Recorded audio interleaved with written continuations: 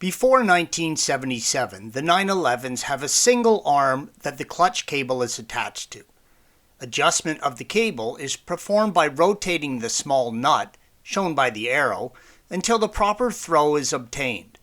Although there are 4 different variations of this design, the principles for the adjustment are the same.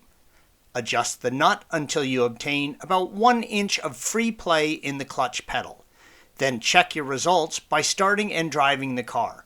Keep in mind that if your cable is too loose, the car will be impossible shifting into gear without grinding or stalling.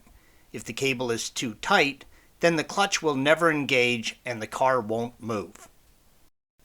In 1977, Porsche installed a helper spring mechanism, or omega spring.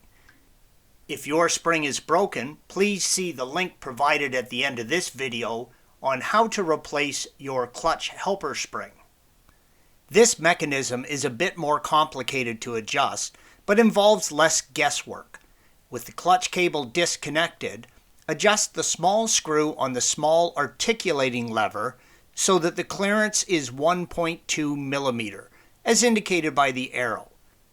After the clearance on the small actuating lever is set to 1.2 millimeter, hook up the clutch cable and adjust the nuts on the bottom until the clearance gap decreases to 1 millimeter. At this point, tighten up all the nuts on the cable and drive the car to test the clutch setting.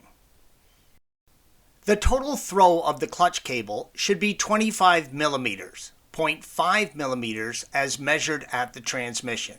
If this distance is not within the specified range, then adjust the rubber stop that is attached to the wooden floorboard behind the clutch pedal arm in the passenger compartment. Thanks for watching. Be sure to subscribe to our channel and check out another video in this series.